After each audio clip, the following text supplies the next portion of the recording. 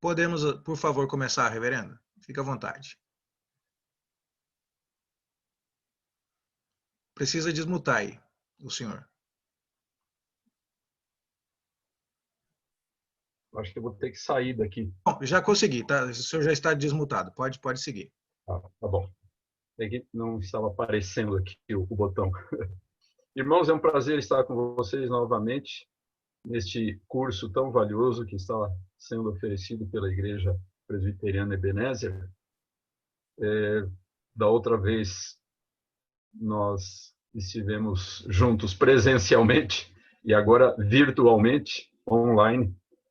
E então é um prazer estar com vocês para falar a respeito de um assunto que é muito familiar e muito caro ao meu coração, que é a história da nossa igreja, a história da Igreja Presbiteriana do Brasil. Essa história que já vai se tornando extremamente longa, com mais de 160 anos de duração e, portanto, com uma quantidade imensa de informações, de eventos, de personagens e de fatos os mais variados possíveis. Então, vamos fazer uma apresentação tão objetiva quanto possível de um assunto tão vasto e que, para uma apresentação mais completa, exigiria muito mais tempo do que nós dispomos, mas vamos pelo menos ver os contornos básicos, as linhas gerais e as informações mais importantes a respeito da história da Igreja Presbiteriana do Brasil. As raízes mais remotas do presbiterianismo se encontram na Reforma Protestante do século XVI e principalmente na segunda expressão ou manifestação dessa reforma, que foi aquela ocorrida na Suíça e que recebeu, desde os primeiros tempos, o nome de Movimento Reformado. Então, nós costumamos dizer que a palavra reformado pode ser entendida em dois aspectos, em dois sentidos, um sentido lato e um sentido estrito. No seu sentido lato, reformado significa tudo aquilo que diz respeito à reforma do século XVI. É praticamente sinônimo de protestante. Mas nós, os presbiterianos usamos mais essa palavra no seu sentido estrito, não no sentido lato, mas no estrito, ou seja, uma referência específica à reforma suíça, não a reforma como um todo, mas a segunda reforma, aquela ocorrida na Suíça, tendo como líderes iniciais na cidade de Zurique, Ulrico Zwinglio, e na cidade de Genebra, João Calvino. Então, essas são as origens do presbiterianismo. Então, aqui nós temos uma gravura mostrando o reformador Zwinglio com a sua famosa toga de pregador reformado, e tendo nas mãos a palavra de Deus. Reverendo, e aqui, deixa eu só pedir ao senhor uma gentileza. O senhor pode clicar no PowerPoint para ficar no modo de apresentação, que a imagem fica maior aqui. Exato. Deixa eu ampliar aqui. Pronto. Obrigado. E aí, então, o reformador João Calvino, ainda jovem, então, o grande líder da reforma de Genebra. A Suíça, só para lembrar, tem diferentes idiomas em diferentes regiões do país. Então, lá na região de Zwinglio, o alemão; na região de Calvino, o francês. Ok.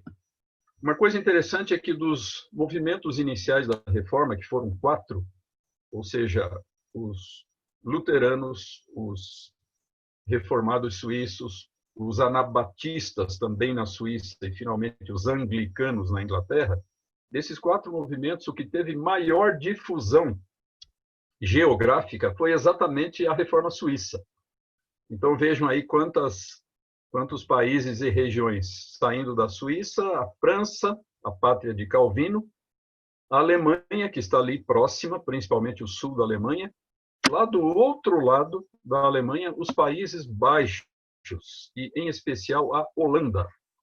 Também o leste europeu, países como a Hungria e a Polônia receberam um forte impacto do movimento reformado ainda no século XVI. E, finalmente, uma região que teria uma influência muito grande na difusão mundial posterior do movimento reformado foram as Ilhas Britânicas, ou seja, a Inglaterra, a Escócia e a Irlanda.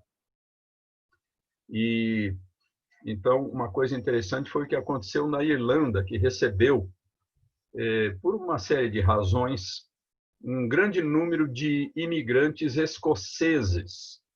E esses imigrantes, então, e seus descendentes passaram a ser conhecidos como os Scotch Irish, os escoceses irlandeses. E isso é importante para a continuação da história.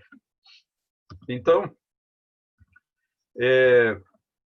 durante o século XVIII, ou seja, a partir de 1700, milhares, mais de 100 mil escoceses e irlandeses foram para a América do Norte, onde estavam se formando os Estados Unidos. E foram eles, então, que deram essas duas contribuições muito importantes. Primeiro, eles estiveram entre os principais formadores dos Estados Unidos. Eles deram uma contribuição decisiva para o surgimento da nova nação, esses presbiterianos escoceses e irlandeses.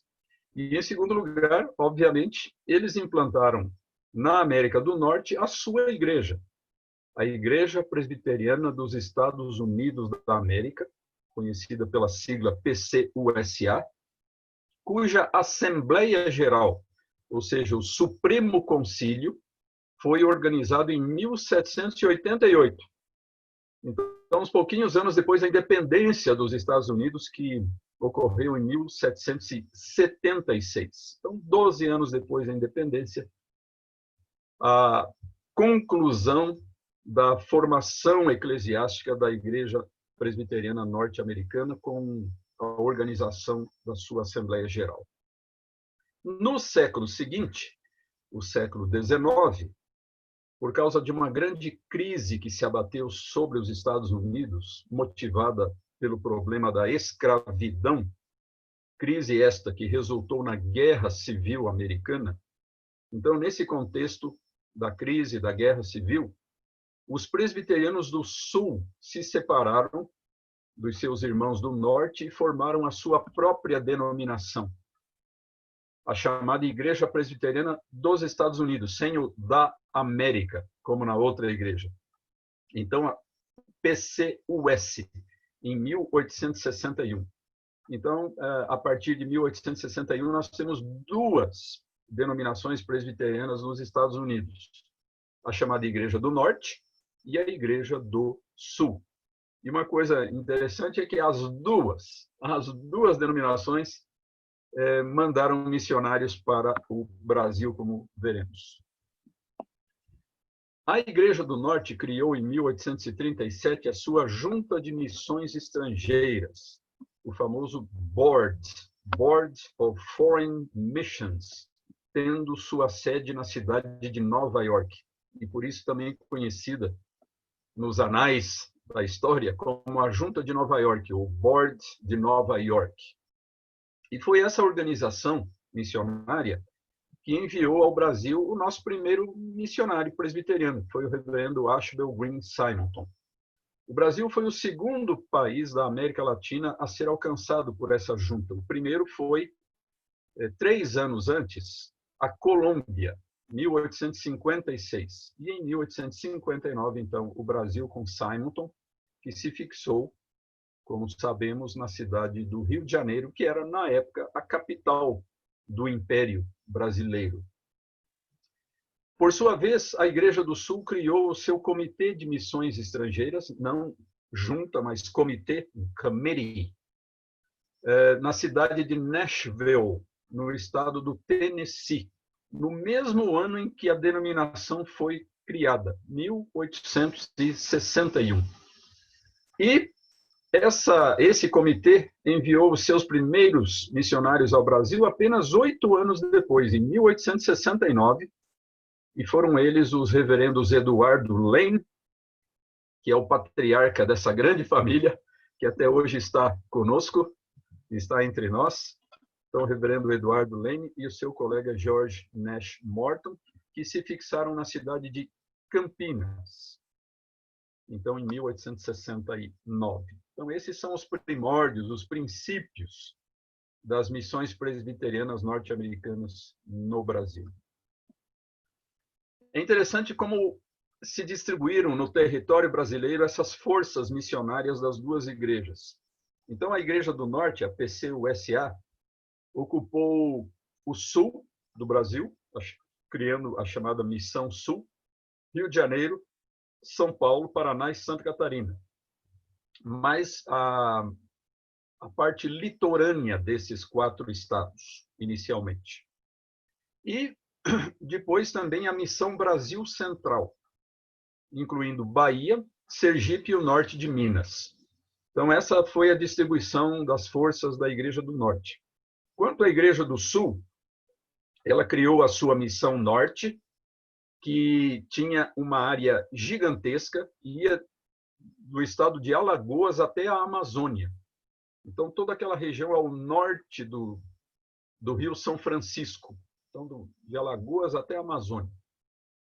E a Missão Sul do Brasil, que foi o interior de São Paulo, de Campinas para frente, o sul de Minas, o Triângulo Mineiro, posteriormente, e também o sul de Goiás. Essa Missão Sul da Igreja do Sul, em 1906, acabou se subdividindo em outras 2. A Missão Leste do Brasil, sediada em Lavras, Minas Gerais, e a Missão Oeste do Brasil, sediada em Campinas. Então, essas missões todas tiveram uma longa história, uma longa e gloriosa história, podemos dizer assim, com personagens extraordinários, com realizações impressionantes, deixaram um legado muito importante, todas essas diferentes missões norte-americanas presbiterianas no Brasil. Para facilitar a compreensão da nossa história, nós, e quando eu digo nós, são os historiadores, costumamos subdividir essa história em vários períodos, começando com o período de implantação, que são os 10 primeiros anos, e prosseguindo com esses vários outros, até chegar ao período atual, lá embaixo, né, de número 8, desde 1986. Então, vamos ver algumas informações básicas a respeito de cada um desses períodos da nossa história. Por razões óbvias, né? O primeiro período recebe o nome de período de implantação, né, quando tudo começa. E algumas características, então, desse período. Nesse período, só existem no Brasil missionários da Igreja do Norte, porque exatamente os primeiros da Igreja do Sul chegaram no fim desse período. Então, nesses 10 primeiros anos, só da Igreja do Norte. O Simonton e os seus colegas, Blackford, Schneider, Chamberlain e outros. Nesse período, obviamente, surgem as primeiras igrejas presbiterianas brasileiras. Inicialmente a do Rio de Janeiro, em 1862, e a seguir em São Paulo, na capital e na cidadezinha de Brotas, do interior, em 1865. Alguns anos depois, surge também, ainda nessa década, a primeira igreja presbiteriana em Minas Gerais, na localidade de Borda da Mata, na época pertencente ao município de Pouso Alegre, uma cidade grande lá do sul de Minas. Então, essas são as nossas primeiras igrejas: Rio, São Paulo, Brotas, Lorena, Borda da Mata e Sorocaba. Então, essas 6 igrejas são dos 10 primeiros anos. Nessa época também surge o nosso primeiro concílio, o nosso primeiro presbitério, o presbitério do Rio de Janeiro, que curiosamente foi organizado em São Paulo. Então, a reunião de organização do presbitério do Rio de Janeiro foi na cidade de São Paulo, no dia 16 de dezembro de 1865. Qual foi o objetivo dessa organização um tanto precoce do presbitério do Rio de Janeiro? Como os irmãos sabem, na igreja presbiteriana, somente os presbitérios podem ordenar pastores. As igrejas locais não podem fazer isso, os sínodos não podem fazer isso, a Assembleia Geral, o Supremo Concílio não ordena, só os presbitérios. E havia um candidato muito importante para ser ordenado. E eles tinham muita pressa em que ele fosse ordenado, porque ele era muito valioso. E esse candidato era o ex-sacerdote, o ex-padre José Manuel da Conceição. Então, a necessidade de ordenar Conceição é que precipitou a organização do presbitério do Rio de Janeiro no final de 1865. Tanto é que no dia seguinte, no dia 17 de dezembro, esse recém-criado presbitério ordenou José Manuel da Conceição. E é por isso que hoje, no calendário da Igreja Presbiteriana, o dia 17 de dezembro é o Dia do Pastor Presbiteriano. É uma homenagem, então, ao reverendo José Manuel da Conceição, o primeiro pastor presbiteriano, o primeiro pastor não só presbiteriano, mas o primeiro pastor evangélico brasileiro que se conhece na nossa história. Antes dele, nenhum brasileiro foi ordenado ministro de qualquer igreja evangélica. Ele foi o primeiro. E, evidentemente, nesse período também surgem os primeiros jovens, os primeiros moços que são recebidos como candidatos ao ministério. E eu coloquei aqui intencionalmente a palavra nacionais, candidatos nacionais e não candidatos brasileiros, porque vários deles eram portugueses. Na verdade, só um era brasileiro. Esses candidatos foram Modesto Carvalhosa, Antônio Trajano,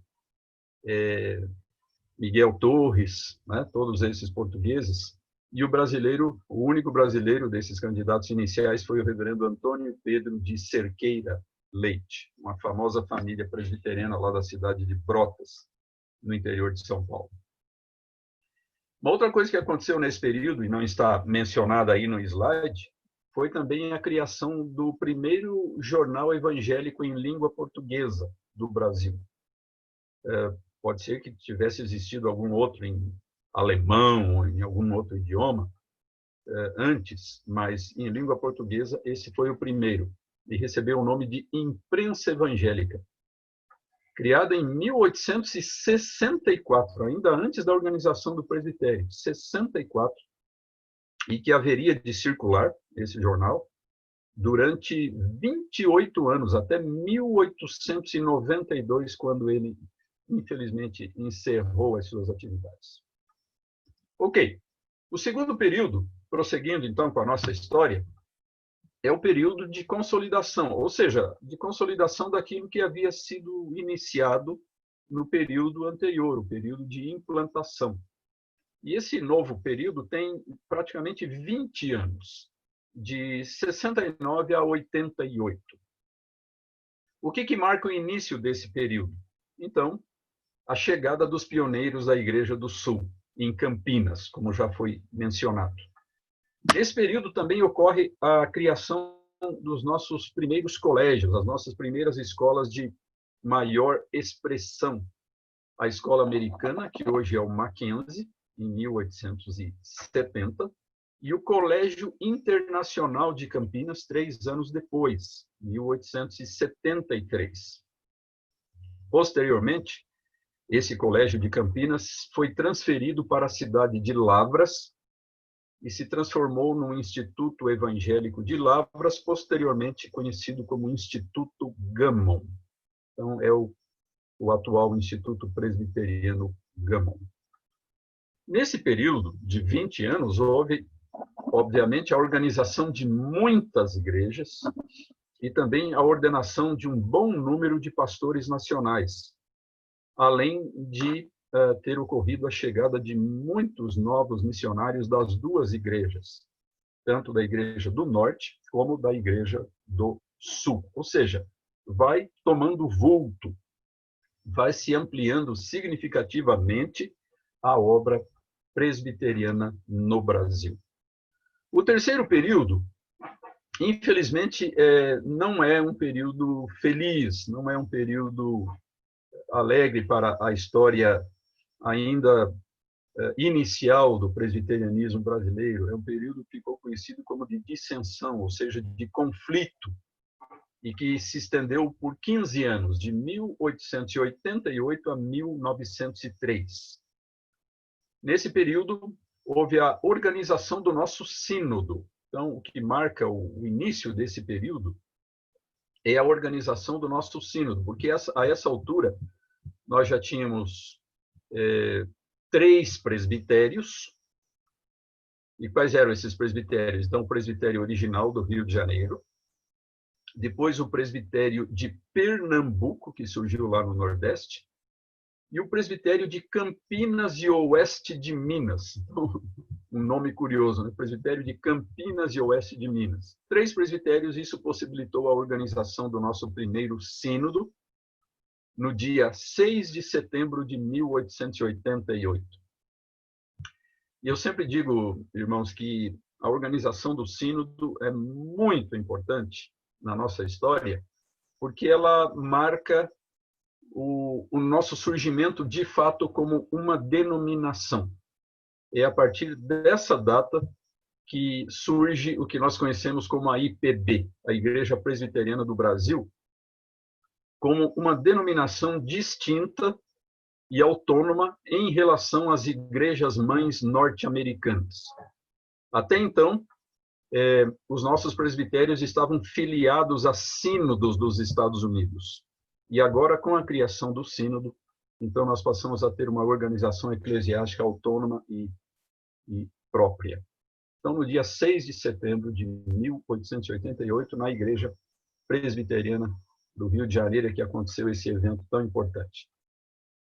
Uma das decisões do sínodo foi criar o seminário presbiteriano, porque no final da sua vida, o reverendo Simonton havia criado um pequeno seminário lá no Rio de Janeiro, que acabou funcionando por apenas 3 anos, 1867 a 70, e formou apenas aqueles 4 jovens que eu mencionei.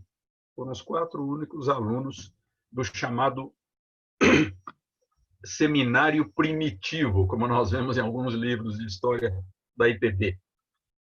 Então, novamente, quais foram aqueles alunos? Foram Modesto Carvalhosa, Miguel Torres, Antônio Trajano e Antônio Pedro de Cerqueira Leite, as primícias do Ministério Presbiteriano Brasileiro, junto com o José Manuel da Conceição. Então, formados esses 4 moços, o seminário, por uma série de dificuldades, encerrou as suas atividades. E durante cerca de 20 anos, a obra presbiteriana do Brasil não contou com um seminário. Então, como é que foram formados os pastores daquele período? Num regime de tutoria, ou seja, eles foram acolhidos por diferentes missionários que lhes deram, em caráter particular e pessoal, essa formação teológica. Um instrumento que foi valioso nesse período, para isso, foi a chamada classe teológica da Escola Americana. Quando surgiu a Escola Americana de São Paulo, em 1870, alguns anos depois começou a funcionar dentro da Escola Americana o que se chamou de classe teológica.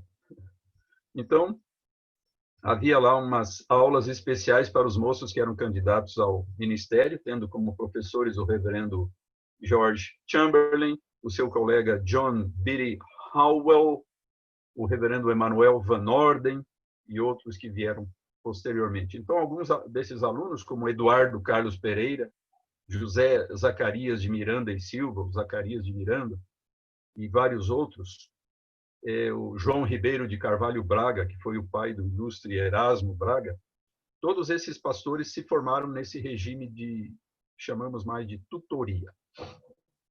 Muito bem. Então, o sínodo uma vez criado lá em setembro de 1888, decidiu implantar o seminário presbiteriano.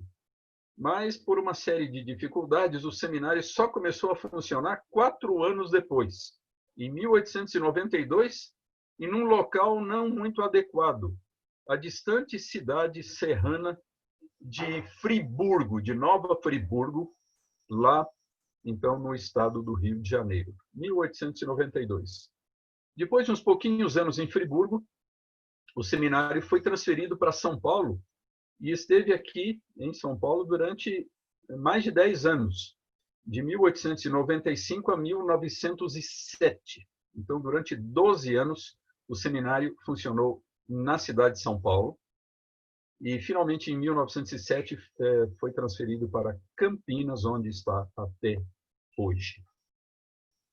Outra coisa importante acontecida nesse período, pouco depois também da criação do Sínodo, e, num certo sentido, também em consequência da criação do Sínodo, foi o surgimento da Escola Superior Anexa à Escola Americana de São Paulo, ou seja, o Mackenzie College.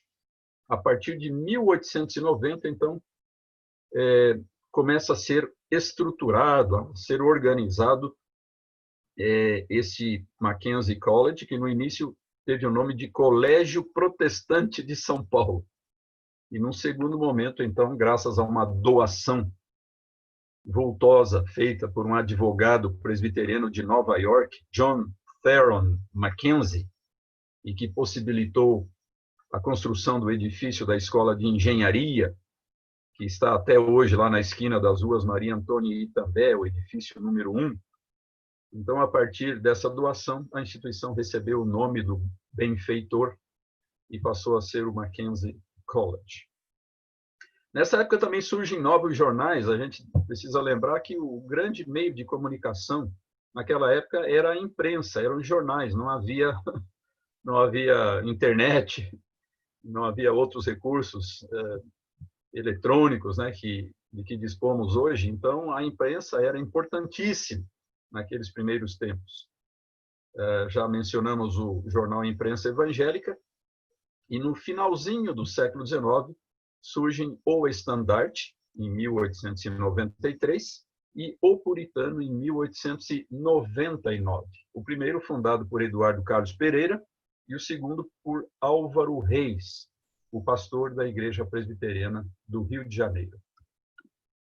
Nessa época também surgem as primeiras igrejas presbiterianas no Triângulo Mineiro, no Rio, no estado de Goiás, no Rio Grande do Norte, em Santa Catarina e no leste de Minas. Ou seja, vai se ampliando significativamente a obra presbiteriana no Brasil. Aqui em São Paulo, ocorreu no ano de 1900 a organização da Igreja Presbiteriana Unida, que posteriormente teria um papel tão importante na história do presbiterianismo brasileiro, principalmente por causa de alguns ilustres pastores que essa igreja teve, como o próprio Modesto Carvalhosa, Matatias Gomes dos Santos, Miguel Riso Júnior e José Borges dos Santos Júnior. E agora, então, chegamos àquele episódio que foi mencionado lá no início e que dá nome a esse período, dissensão, essa crise e posterior divisão que ocorreu no presbiterianismo, ainda, num certo sentido, incipiente, nascente.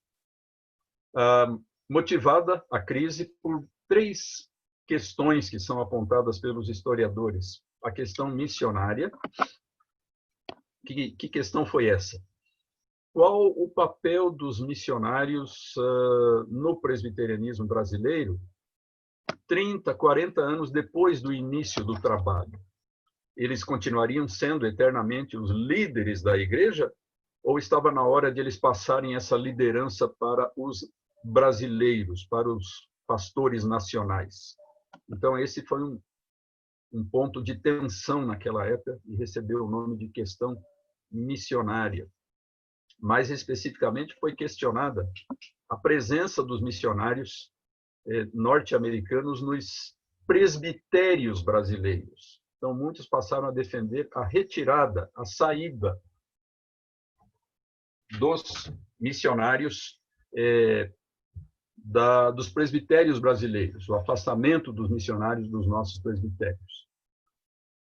A segunda questão recebeu o nome de questão educacional, questão educativa, e que se centrou na seguinte questão: o que é mais importante para a igreja? O que é mais prioritário? Em que a igreja deve investir os seus escassos recursos financeiros e humanos? Na evangelização ou na educação? Ou seja, na evangelização direta, na plantação de igrejas, ou na evangelização indireta, por meio de escolas, e principalmente por meio de grandes colégios. E aqui o pivô dessa segunda questão foi a Escola Americana de São Paulo, o Mackenzie. O Mackenzie esteve, então, no centro dessa segunda questão aqui, a questão educacional. Muitos líderes brasileiros e alguns missionários começaram a achar que a igreja norte-americana estava gastando dinheiro demais com o Mackenzie, em detrimento da obra da evangelização e da implantação de igrejas. Então, a questão educacional. E, finalmente, surgiu a questão maçônica, que foi decisiva para a divisão da igreja. Os historiadores acreditam que só as duas primeiras questões não teriam sido suficientes para dividir a igreja. Mas, no ambiente já tenso criado pelas primeiras duas questões, quando surge a terceira, vários anos depois, então aquilo leva a esse desfecho doloroso e triste, que foi a cisão, o cisma presbiteriano, no dia 31 de julho de 1903. Então, o grupo minoritário, o grupo que foi derrotado nas suas pretensões naquela data, retirou-se da igreja inicial para formar a sua própria igreja, a Igreja Presbiteriana Independente. Ok. Depois dessa divisão, então, vem um período que, de maneira muito compreensível, é chamado de período de recuperação, ou seja, recuperação do trauma causado pela divisão de 1903. Esse período se estende até 1917, então apenas 14 anos. Como eu disse, nesse período, o Seminário Presbiteriano vai se localizar definitivamente em Campinas, e 3 anos depois ocorre a organização da nossa Assembleia Geral, ou seja, o nosso Supremo Concílio. Durante um bom tempo, o órgão máximo da IPB teve, então, esse nome, Assembleia Geral, e essa Assembleia se reunia de 2 em 2 anos, e não de 4 em 4 anos, como é hoje o Supremo Concílio. Nesse período também surge o primeiro trabalho missionário da IPB no exterior. Então, a Assembleia Geral enviou o primeiro missionário para Portugal, que foi o reverendo João Marques da Mota Sobrinho, mais conhecido como o reverendo Mota Sobrinho, que era, na verdade, português de nascimento. Então, ele voltou à sua pátria, à sua terra natal, como missionário da IPB no ano seguinte, em 1911. E o segundo missionário da IPB em Portugal foi o reverendo Pascoal Luiz Pita, que eu cheguei a conhecer quando criança, né? Criança eu, não ele, né? Claro. Então, o reverendo Pascoal Pita foi, no final da vida, pastor da Igreja Presbiteriana de Ponta Grossa, no Paraná, e, portanto, colega de presbitério do meu pai, o reverendo Alcides Augusto de Matos, que estava na cidade de Guarapuava. Então, nós convivemos por breve tempo, antes do seu falecimento. Então, foi o segundo missionário da IPB em Portugal. E uma coisa interessante que acontece no final desse período, que, na verdade, marca o final desse período, é um plano de cooperação, porque aquela crise de alguns anos antes havia levantado uma série de questões muito importantes, que não foram desprezadas, que não passaram despercebidas aos líderes presbiterianos brasileiros, tanto americanos quanto brasileiros. Então, isso levou à formulação desse acordo de cooperação entre brasileiros e norte-americanos em 1917, que recebeu o nome de Plano Brasileiro, Brazil Plan, ou Modus Operandi. Ele ficou mais conhecido por esse segundo nome, o Modus Operandi de 1917, ou seja, como deveriam relacionar-se, transcorrido agora meio século de obra presbiteriana no Brasil, como deveriam relacionar-se os dois grupos, ou seja, os líderes nacionais e os líderes norte-americanos. Então, foi muito importante esse acordo, o Modus Operandi. O período seguinte, irmãos, recebe o nome de período de cooperação e se estende por 15 anos, de 1917 a 1932, e ele tem como seu personagem mais destacado a figura do reverendo Erasmo de Carvalho Braga. Eu já mencionei há pouco que o seu pai, João Ribeiro de Carvalho Braga, foi um dos primeiros pastores presbiterianos do Brasil. Ele era um português da cidade de Braga, lá no norte de Portugal, o pai de Erasmo Braga, e o seu nome era João Ribeiro de Carvalho. Quando ele chegou no Brasil, ele encontrou um outro indivíduo com o mesmo nome, outro João Ribeiro de Carvalho. Então, para se distinguir desse outro, ele acrescentou ao seu nome o nome da sua cidade. E passou a ser o João Ribeiro de Carvalho Braga. E esse nome, então, se estendeu aos seus descendentes, Erasmo de Carvalho Braga. E por que esse período tem o nome de período de cooperação? Exatamente porque houve, nessa época, um grande movimento, um grande e bonito movimento de aproximação e de colaboração entre as igrejas evangélicas do Brasil, sob a liderança do reverendo Erasmo Braga. Então, Erasmo Braga foi o grande líder da cooperação evangélica no Brasil, nesse período que se estende de 1917 a 32, quando ele faleceu. Então, o final desse período é o falecimento do reverendo Erasmo Braga. Ele foi o secretário executivo, por muitos anos, dessa organização que está aí, a Comissão Brasileira de Cooperação, sediada no Rio de Janeiro. E essa comissão foi a precursora da Confederação Evangélica do Brasil, que foi criada 2 anos depois da morte de Erasmo Braga, então em 1934. Então foi muito importante esse período, porque as igrejas chamadas históricas, então a igreja presbiteriana, presbiteriana independente, congregacional, metodista, anglicana e outras, elas se uniram em torno de uma série de projetos muito valiosos no âmbito da evangelização, da educação cristã, do trabalho com os indígenas e de publicações e uma série de outras coisas. Nesse período surge, de maneira mais formal, o Seminário do Norte em Recife. Esse seminário tinha começado de maneira muito simples, muito rudimentar, bem no finalzinho do século XIX, em 1899. E 20 anos depois, 1919, o Seminário do Norte se transferiu para o Recife.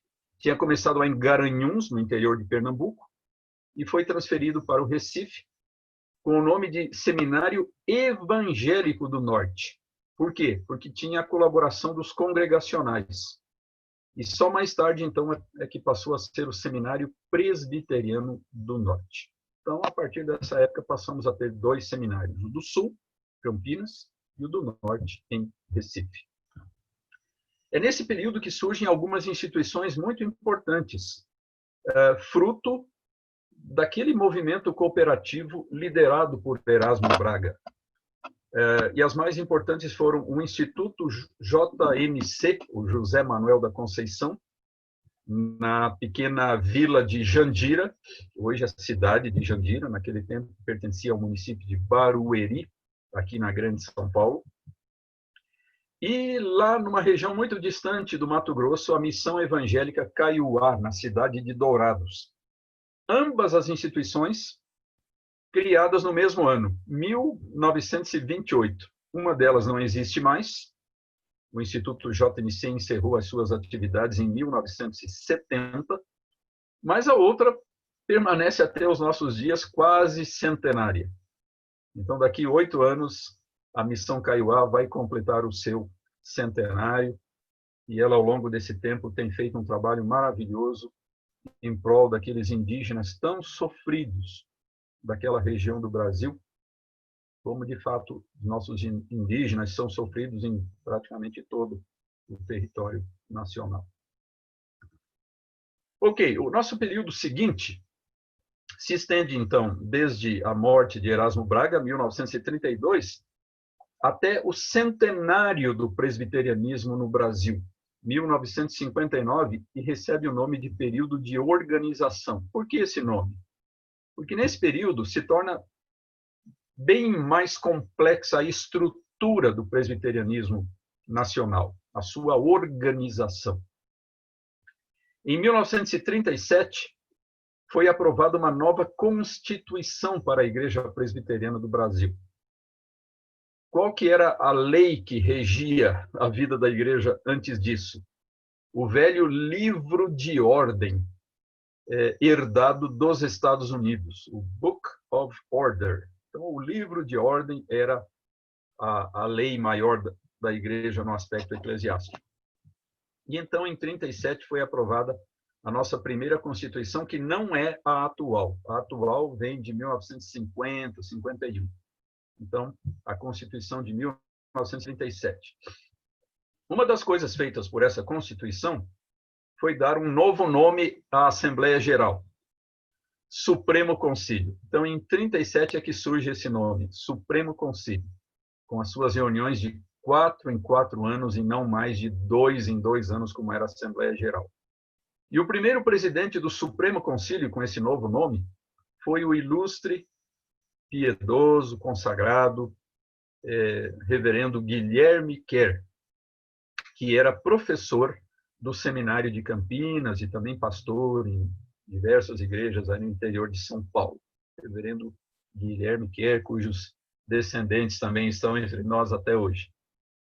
Nesse período, surge a nossa Organização de Missões Nacionais, a Junta Mista de Missões Nacionais. Depois se derrubou essa palavra mista. Até hoje nós temos a nossa Junta de Missões Nacionais, a JMN, com sede em Campinas, e que foi criada em 1940. Por que mista? Porque envolvia não só a IPB, mas as missões norte-americanas. Então, é por isso que utilizou-se essa palavra Junta Mista de Missões Nacionais. Era uma junta da IPB, da PCUSA, a Igreja do Norte, e da PCUS, a Igreja do Sul. 3 igrejas, 3 denominações na mesma junta. E 4 anos depois, a criação da Junta de Missões Estrangeiras, em 44, que hoje tem o nome de APMT, Agência Presbiteriana de Missões Transculturais. Nesse período também, assumem maior organização, maior complexidade, os trabalhos das senhoras e dos jovens presbiterianos brasileiros. Em 1941, realizou-se o primeiro Congresso Nacional de Mulheres Presbiterianas e 5 anos depois, o primeiro Congresso Nacional de Jovens Presbiterianos. Então, tudo vai adquirindo assim uma organização mais formal e mais complexa. Também nesse período surge a nossa editora, finalmente, a Casa Editora Presbiteriana, em 48, que hoje também é conhecido como Editora Cultura Cristã, tem os 2 nomes. Nesse período também surgem hospitais presbiterianos no Brasil. Um deles na localidade de Ponte Nova, na Chapada Diamantina, lá no interior da Bahia. Outro em Rio Verde, no sudoeste de Goiás, fundado pelo ilustre missionário Dr. Donald Gordon. E, inclusive, hoje este hospital tem o nome dele, Hospital Presbiteriano Dr. Gordon. E, finalmente, na cidade de Dourados, em Mato Grosso do Sul, o mesmo local onde tinha sido fundada a missão evangélica Kaiowá, a missão indígena. Então, passou a ter o seu hospital, o Hospital Evangélico de Dourados, que também tem um segundo nome, por causa de um casal de benfeitores, Hospital Doutor e Senhora Goldsby King, mas mais conhecido como Hospital Evangélico de Dourados, que, inclusive, recentemente foi adquirido pelo Instituto Presbiteriano Mackenzie. Então, o Hospital de Dourados agora pertence ao Instituto Mackenzie, o hospital e a sua escola de enfermagem anexa. Surge, no final desse período, o jornal atual da nossa igreja, o Brasil Presbiteriano, que resultou da fusão de dois jornais anteriores, O Puritano, do Sudeste, e Norte Evangélico, lá do Nordeste. Então, eles uniram os dois periódicos e o resultado foi, em 1958, o Brasil Presbiteriano, que circula até hoje, principalmente em forma eletrônica. E a campanha do centenário da IPB, que empolgou a igreja por mais de 10 anos, teve esse lema tão bonito, tão sugestivo: 1 ano de gratidão por 1 século de bênçãos. Então, ao se aproximar o centenário, em 1959, todo mundo na IPB conhecia esse lema. 1 ano de gratidão por 1 século de bênçãos. E, finalmente, o culto do centenário na Igreja Presbiteriana do Rio de Janeiro, a igreja mãe do presbiterianismo nacional, exatamente no dia em que transcorreu o centenário da chegada de Simonton na mesma cidade, 12 de agosto de 1959. E esse culto contou com a presença, ainda que por breve tempo, do presidente da República. Foi a primeira vez que um presidente da República compareceu a um culto presbiteriano no Brasil. O presidente Juscelino Kubitschek de Oliveira, que no ano seguinte, 1960, iria inaugurar a nova capital do Brasil, Brasília. O período seguinte, irmãos, que se estendeu de 59 a 86, pode ser caracterizado como período de polarização ou de divisão em 2 polos. Algumas coisas desse período. Bem, lá no início, a doação do patrimônio do Mackenzie. Esse foi um evento muito importante. Então, a igreja norte-americana doou à IPB esse maravilhoso e valioso conjunto patrimonial de terrenos e edifícios do Instituto Mackenzie, doou à Igreja Presbiteriana do Brasil. Então, no final do ano de 1961, o Mackenzie passou a pertencer à IPB depois de quase 1 século nas mãos dos norte-americanos, desde 1870, 91 anos. Como os irmãos sabem, esse período foi o período do regime militar que se implantou no Brasil a partir de 1964. E os conflitos, as dificuldades políticas, ideológicas, sociais que agitaram a sociedade brasileira naquele período, evidentemente, se refletiram também nas igrejas. As igrejas, pertencendo a essa sociedade, existindo no contexto dessa sociedade, não poderiam deixar de ser afetadas pelos acontecimentos seculares, os acontecimentos políticos e sociais daquele período. Então, alguns temas que estiveram muito em voga e que causaram muita celeuma, muita controvérsia no período, foram esses 3 que estão mencionados aí. A questão do liberalismo teológico, a questão do ecumenismo, ou seja, a aproximação com a Igreja Romana, e o movimento de renovação carismática. um movimento de renovação. Então, muitos pastores presbiterianos naquele período se sentiram atraídos por esses diferentes movimentos e muitos outros não quiseram saber desses movimentos. Então, isso causou o quê? Conflito, controvérsia, polarização.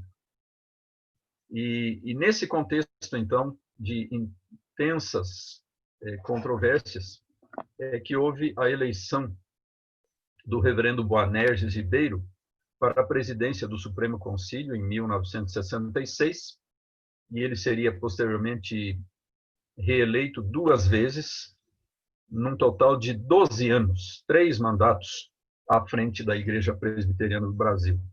E depois dele, exerceu esse cargo por 2 mandatos o presbítero Paulo Breda Filho, de Sorocaba, que foi o único presbítero até hoje na história da IPB a ocupar a presidência do Supremo Concílio. Todos os outros foram pastores, somente este presbítero. Mas o fato é esse, a eleição de Boanerges Ribeiro e, em seguida, de Paulo Breda, marcaram, nesse conflito, a vitória do grupo conservador, ou seja, do grupo avesso ao liberalismo, ao ecumenismo e ao movimento de renovação. Aquele grupo que estava apegado, que entendia que devia preservar a fé reformada clássica, a fé reformada histórica. Nesse período, então, também por causa dessas dificuldades todas, surgem novas denominações presbiterianas no Brasil. Os renovados, tanto da IPB quanto da IPI, porque houve um movimento semelhante na IPI, se uniram em 1975 e criaram a Igreja Presbiteriana Renovada do Brasil, que está aí até hoje. E aqueles de uma postura mais progressista, digamos assim, aqueles simpáticos ao liberalismo, ao ecumenismo, eles também criaram a sua própria denominação, a partir de 1978, que mais tarde veio a receber o nome de Igreja Presbiteriana Unida do Brasil. Inicialmente teve o nome de FENIP, Federação Nacional de Igrejas Presbiterianas, em 78, e alguns anos depois, então, o nome de Igreja Presbiteriana Unida do Brasil, IPUB.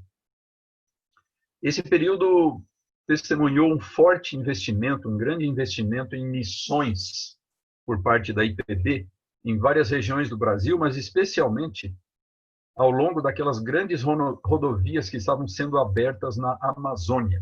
Então, a rodovia Belém-Brasília, a rodovia Transamazônica, o estado de Rondônia, o novo estado de Rondônia, o antigo território federal do Guaporé. Então, todas essas regiões receberam um investimento muito grande em termos de missões nacionais nesse período. E também no Paraguai. A Igreja Presbiteriana, que já havia tido atuação missionária em Portugal e durante algum tempo no Chile, na Venezuela, na Argentina, coisas muito modestas, muito pequenas, agora começou a investir mais fortemente num país mais próximo, o Paraguai. Esse período também testemunhou, irmãos, o fim do trabalho das missões norte-americanas no Brasil. Foi um fato um tanto melancólico. Essas missões que tinham dado uma contribuição tão importante, que tinham trazido o presbiterianismo para o Brasil, agora, depois de mais de um século de atuação, encerraram formalmente as suas atividades. Tanto a Igreja do Norte, as missões da Igreja do Norte, quanto as missões da Igreja do Sul. Nesse período também surgiu o Seminário José Manuel da Conceição, porque o instituto com o mesmo nome havia deixado de funcionar em 1970. Então, 10 anos depois, 1980, criou-se um seminário com o mesmo nome. Então, o Seminário José Manuel da Conceição, que funcionou por breve tempo, inicialmente aqui no Mackenzie, e depois foi para suas atuais instalações no bairro do Campo Belo, perto lá do aeroporto de Congonhas. E também surgiu Poucos anos depois, o curso de mestrado em teologia, com a participação de vários professores norte-americanos. Esse curso formou uma primeira turma e depois praticamente foi suspenso, e alguns anos depois ele foi reativado com o nome de Centro de Pós-Graduação Andrew Jumper, que é o atual Centro Presbiteriano de Pós-Graduação Andrew Jumper, o CPAJ. E, finalmente, irmãos, nós chegamos ao período atual, a partir de 86 até hoje, então já mais de 30 anos, 34 anos até agora, um período mais tranquilo, mais construtivo na vida da denominação, sem aquelas tensões tão grandes do período anterior. A criação de muitos seminários tem marcado esse período mais recente. Hoje nós temos 10 seminários espalhados pelo território nacional. Então, nós temos seminários, o JMC aqui em São Paulo, o de Campinas, perto de São Paulo, né? Então, 2 seminários próximos um do outro. Temos o do Rio de Janeiro, temos o seminário de Belo Horizonte, o seminário Brasil Central, em Goiânia, o seminário de Brasília, também são relativamente próximos, né? Goiânia e Brasília. O seminário do Recife, o velho seminário do Recife, o de Teresina. E temos também extensões em Rondônia e agora, mais recentemente, em Manaus. Então, um grande número de seminários. Uma coisa também muito significativa deste período mais recente tem sido o crescimento extraordinário do Instituto Mackenzie. O Mackenzie, que durante tanto tempo se limitou aqui a esta região central da cidade de São Paulo, esse campus central, mas que hoje está presente em outras 8 cidades do Brasil. Então, começando por Barueri, na Grande São Paulo, onde nós temos lá 2 unidades do Mackenzie, tem a do Tamboré e a de Alphaville, ambas em Barueri. Depois, em Campinas, nós temos uma extensão da Universidade Mackenzie. Em Brasília, temos o Colégio Mackenzie. No Rio de Janeiro, na cidade de Palmas, lá no estado de Tocantins, e mais recentemente em Dourados, com o Hospital Evangélico e a Escola de Enfermagem, na cidade de Castro, no Paraná, onde foi adquirido o Instituto Cristão, e em Curitiba, onde há 2 anos o Mackenzie comprou o Hospital Evangélico e a Faculdade de Medicina, a Faculdade Evangélica de Medicina daquela cidade. Então, uma expansão extraordinária. E um grande investimento em missões nacionais, em missões estrangeiras, a ampliação de contatos com igrejas reformadas ao redor do mundo. Hoje a IPB tem relações com diferentes graus de formalidade com um enorme conjunto de igrejas reformadas nos diferentes continentes. Muitas igrejas nos Estados Unidos, como a Igreja Presbiteriana da América, a Igreja Presbiteriana Evangélica, na Europa, na África, na Ásia, na Oceania, por exemplo, a Igreja Presbiteriana da Austrália e assim por diante. Então, isso também tem caracterizado a nossa história mais recente. E aqui, irmãos, uma estatística.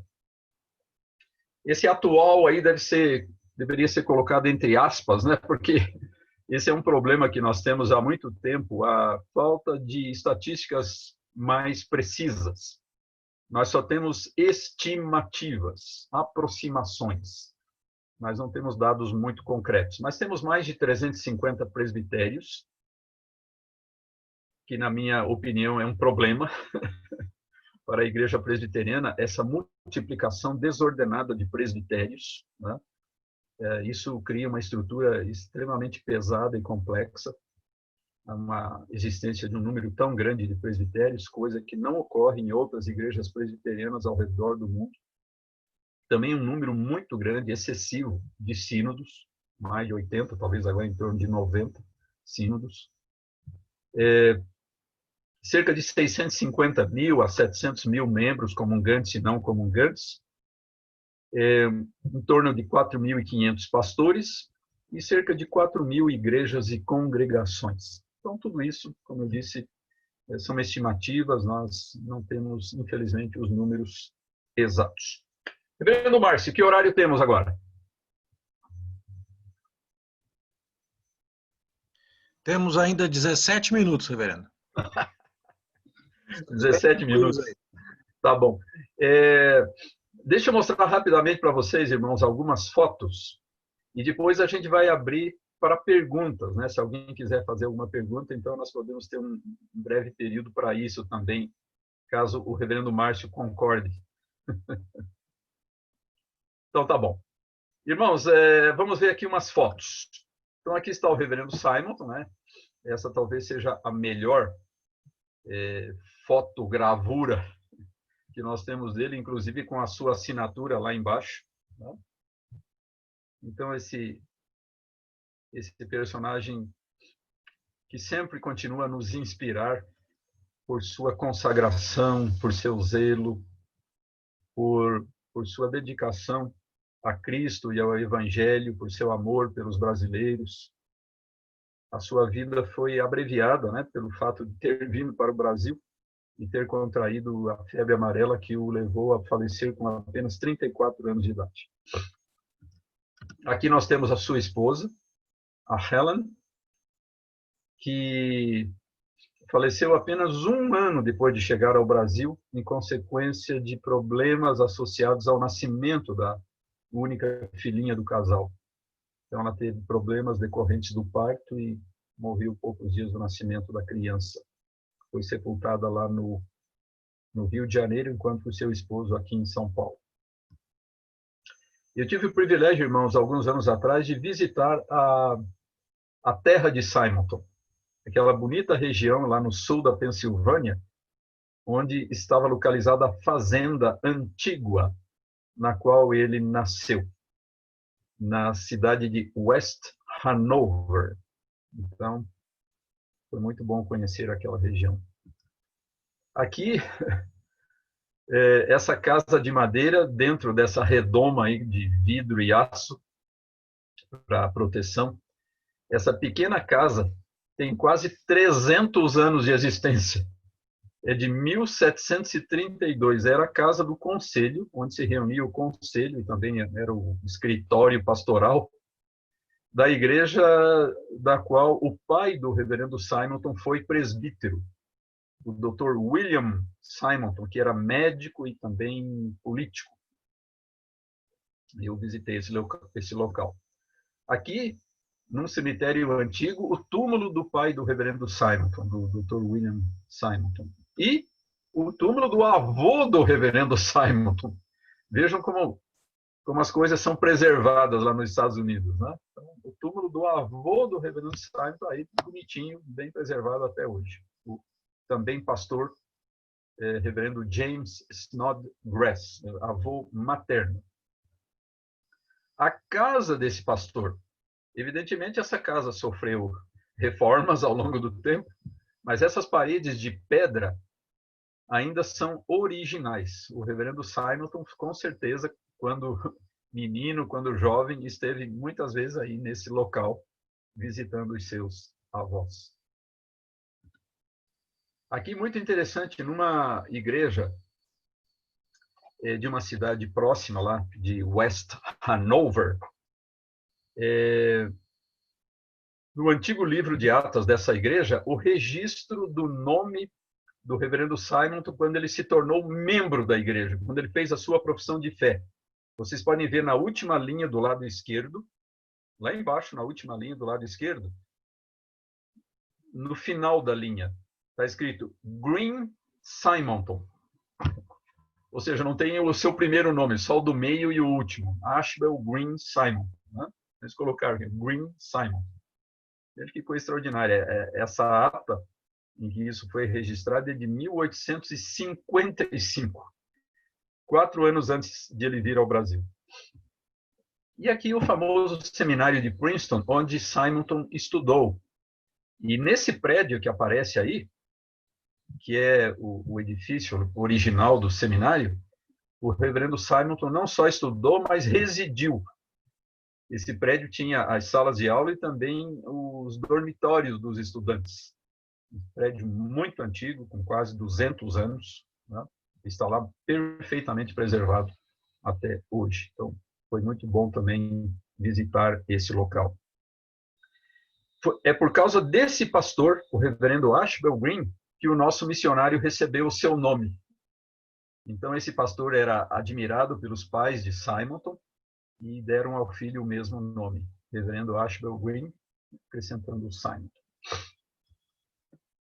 Esse foi o famoso professor lá do seminário e teólogo reformado norte-americano, Dr. Charles Hodge, que pregou certa vez um sermão na capela do seminário que inspirou o jovem Simonton a ser um missionário no exterior, no estrangeiro. Né?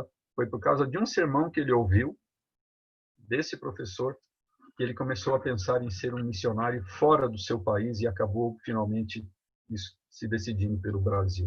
E isso ocorreu nessa capela, irmãos. Veja que coisa extraordinária, essa capela perfeitamente preservada, né? Foi nessa capela que Simonton ouviu o sermão de Hodge e acabou se sentindo desafiado para as missões estrangeiras. Este prédio foi o último endereço provisório da Igreja do Rio de Janeiro, antes de ir para o endereço atual, na Rua Silva Jardim, a antiga Travessa da Barreira. Então, esse endereço, esse último endereço provisório, foi no Campo da Aclamação, que hoje é a Praça da República, lá no Rio de Janeiro. E a única coisa que sobrou desse edifício são aqueles 3 arcos do térreo. Aqueles 3 arcos ainda estão numa parede. E esse local hoje é a sede do quartel central dos bombeiros do Rio de Janeiro. Então, existe um grande quartel de bombeiros aí. E então a missão norte-americana alugou os 3 pavimentos superiores. O primeiro andar era o templo, um salão com capacidade para 400 pessoas. O segundo andar era o semináriozinho e o alojamento dos estudantes. E no último andar, um pequeno apartamento onde residia uma família da igreja, a família do poeta Antônio José dos Santos Neves e da sua esposa, dona Gervásia, que era a organista da igreja e a professora da escolinha paroquial. Agora, interessante é o que existia no térreo, onde estão os 3 arcos. Uma cervejaria. Então, os irmãos conviviam com aquele cheiro forte que vinha lá do térreo, né? Quando estavam reunidos lá para o culto.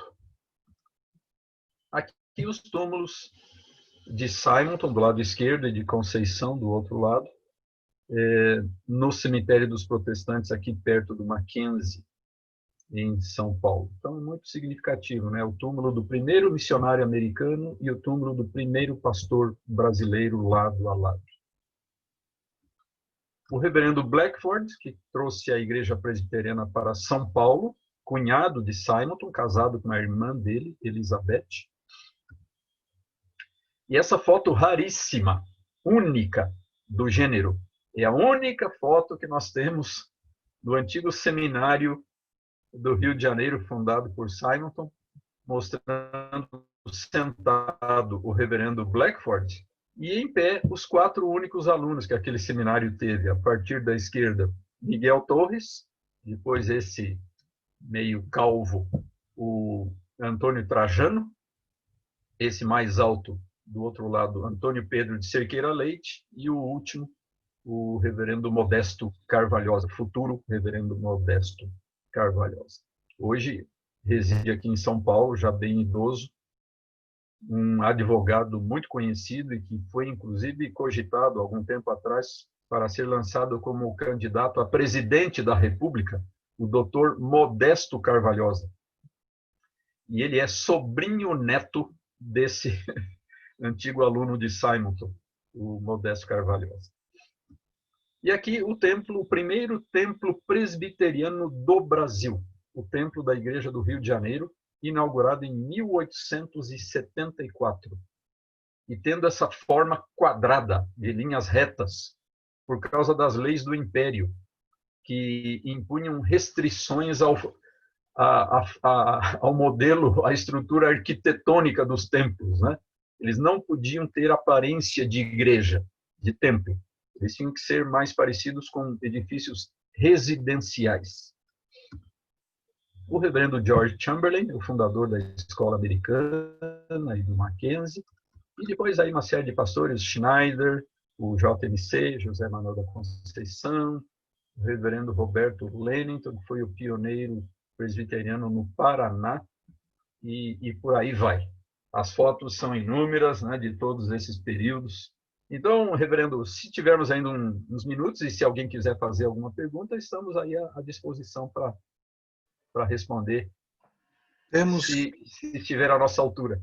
Temos 5 minutos e eu gostaria de monopolizar um pouquinho o espaço das perguntas para pedir ao senhor que faça indicação de bibliografia. Por gentileza, para você saber mais, existe tal livro. Por favor, reverendo. Pois é. Nós temos um livro muito importante a respeito dessa história, que é Anais da Primeira Igreja Presbiteriana de São Paulo, do historiador Vicente Temudo Lessa, o reverendo Temudo Lessa. Ele pretendeu contar a história da primeira igreja de São Paulo nos seus primeiros 40 anos, mas ele acabou fazendo um histórico de todo o presbiterianismo nacional naquele período. Então, não tem livro melhor do que esse para conhecer os primeiros tempos do presbiterianismo brasileiro, ou seja, o final do século XIX e os primeiros anos do século XX. Esse livro recebeu uma nova edição, agora há 10 anos, em 2010, pela nossa editora Cultura Cristã, e eu recomendo fortemente, então, esse livro. Anais da Primeira Igreja Presbiteriana de São Paulo, Vicente Temudo Lessa. Depois nós temos a História da Igreja Presbiteriana do Brasil, pelo reverendo Júlio Andrade Ferreira, que foi por muitos anos o historiador da IPB. Essa obra existe em 2 volumes. Infelizmente, esse livro está esgotado e ainda não recebeu uma nova edição. Essa nova edição vem sendo cogitada há talvez uns 10 anos e até agora não saiu do prelo. Mas pode ser encontrada em muitos lugares. Então, História da Igreja Presbiteriana do Brasil, de Júlio Andrade Ferreira. E depois, irmãos, existem alguns livros que eu escrevi nesses últimos anos, principalmente abordando personagens, são histórias de personagens. Então, eu tenho um livro intitulado Os Pioneiros Presbiterianos do Brasil, que foi publicado em 2004, e que conta a história de todos os obreiros do final do século XIX, todos eles, sem exceção. Vocês vão encontrar nesse livro as biografias de Simonton, Blackford, Conceição, Chamberlain, todo mundo, tanto americanos como brasileiros. Essa obra está disponível na nossa editora Cultura Cristã. Depois eu publiquei um livro, só que esse livro foi publicado em caráter particular, sem a participação de uma editora, e por isso a sua circulação tem sido muito limitada. Os Consolidadores da Obra Presbiteriana no Brasil, que é a continuação do anterior. Então, são os pastores e obreiros das primeiras décadas do século XX. E eu estou terminando agora o 3º volume, com mais algumas décadas, e uma quantidade absurda de personagens, mais 200 desse ano. Creio que no final desse ano não dá tempo mais, mas no ano que vem, com muita probabilidade, esse livro estará disponível. E eu escrevi também um livro há 10 anos, para os 150 anos da IPB, com o nome de Uma Igreja Peregrina. Então, dos períodos mais recentes da IPB, dos 50 anos mais recentes, ou seja, desde o centenário até o sesquicentenário, até os 150 anos. Uma igreja peregrina. Infelizmente, também esse livro está esgotado e ainda não recebeu uma nova edição.